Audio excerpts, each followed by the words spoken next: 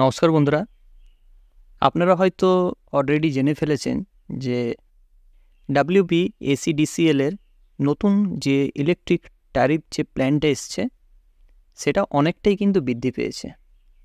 তাহলে আমরা যে মধ্যবিত্ত পরিবাররা রয়েছি, তাহলে আমরা কি ফ্যান পাখা এগুলো বন্ধ করে বসে থাকবো? তা তো থাকবো না।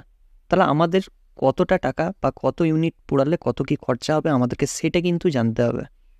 আর সেটা হিসাব করার আগে আমাদেরকে জানতে হবে যে পুরনো কী ছিল এবং নতুন কী হয়েছে। তো কম্পিউটার স্ক্রিনে আপনারা যেটা দেখতে পাচ্ছেন, দেখুন এখানে 5টা স্ল্যাব রয়েছে। 5টা স্ল্যাব অনুযায়ী ওল্ড ট্যারিফ এবং নিউ ট্যারিফ লেখা আছে, ঠিক আছে? তো প্রথম যে 77 ইউনিট যেটা ছিল তার জন্য আমাদেরকে টাকা দিতে হবে 5 টাকা করে। এটা পুরনো ট্যারিফে ছিল।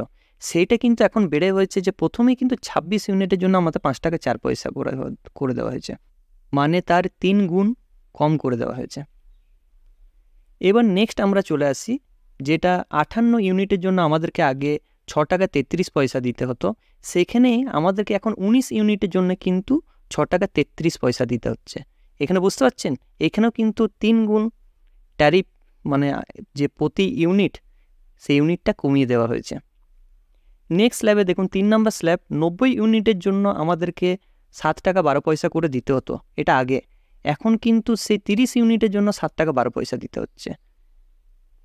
4 নম্বর স্ল্যাবটা দেখুন, 225 ইউনিটের জন্য আগে 7 টাকা 52 পয়সা করে দিতে হতো, এখন 7 টাকা 52 পয়সায় দিতে হচ্ছে শুধুমাত্র 75 ইউনিটের জন্য, এখানেও 3 গুণ।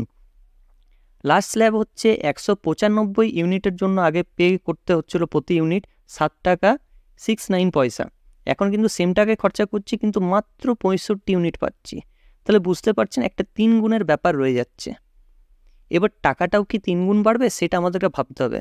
দেখুন, আমরা যদি ধরে নিই আমাদের মাসে যদি ইলেকট্রিক বিল যদি 500 টাকা আসে, জাস্ট ধরে নিতে বলছি আপনাদেরকে, 500 টাকা যদি আসে, তাহলে এই ট্যারিফ অনুযায়ী আমাদের কি 1,500 টাকা পে করতে হবে? 3 গুণ। সেটা কিন্তু নয়। আপনাদেরকে এই ভিডিওতে আমি বুঝিয়ে দিচ্ছি যে প্রতি ইউনিটে খরচা কত হচ্ছে, এবং আমাদের বাড়িতে যদি 100 ইউনিট বিল পোড়ায়, সাপোজ আমার বাড়িতে আমি 100 ইউনিট বিল পোড়াচ্ছি, মানে 100 ইউনিট আমার উঠছে, তার জন্য আমাকে কত টাকা পে করতে হবে এটা জানবো। পুরনো ট্যারিফ অনুযায়ী আমরা দেখব যে 100 ইউনিটটা কোন স্ল্যাবের মধ্যে আসছে। 77 আর 58 মোটামুটি সেকেন্ড স্ল্যাবে কিন্তু এখানে চলে আসছে 6 টাকা 33 পয়সা, মানে 100 ইউনিটটা কিন্তু সেকেন্ড স্ল্যাবেই চলে আসছে। কিন্তু নেক্সট দেখুন, এই যে নিউ ট্যারিফ যেটা এসছে, এখানে কিন্তু আমাদের 4 নাম্বার যে স্ল্যাবটা রয়েছে 75 ইউনিট, সেইখানেও কিন্তু 25 ইউনিট নেওয়া হচ্ছে, অর্থাৎ 26, 19, 30 যোগ করলে হয় 75, আর এই যে 75 ফোর্থ স্ল্যাবে লেখা আছে, এখান থেকে আমরা শুধু 25 পাবো। তাহলে অ্যামাউন্টটা বুঝতে পারছেন, আমাদের কিন্তু ফোর্থ স্ল্যাবে যেতে হচ্ছে, যার জন্য আমাদেরকে পে করতে কত হচ্ছে 7 টাকা 52 পয়সা। আগে কিন্তু 100 ইউনিটের জন্য আমাদেরকে পে করতে হতো সেকেন্ড স্ল্যাব অনুযায়ী 6 টাকা 33 পয়সা।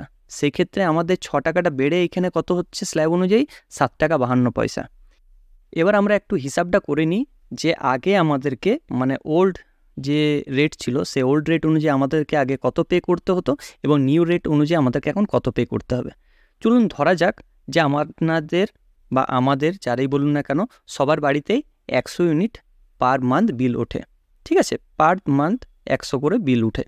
তো সেই অনুযায়ী যদি পুরনো বিল আমরা দেখতে যাই, তো 533 টাকা 67 পয়সা হয়ে থাকে, আমাদেরকে আগে পে করতে হতো 533 টাকা 67 পয়সা। কিন্তু নতুন বিল অনুযায়ী আমরা যদি হিসাব নিকাশ করে দেখা যায়, এখানে কিন্তু 652 টাকা 91 পয়সা আমাদেরকে কিন্তু পে করতে হবে। তার সঙ্গে আরও এক্সট্রা চার্জেস থাকবে অনেক কিছু, কিন্তু এটা হলো বেসিক পুরনোর সাথে নতুনের পার্থক্য। আগে 533 টাকা সামথিং কিছু পয়সা দিতে হতো, এখন কিন্তু 652 টাকা 91 পয়সা দিতে হচ্ছে।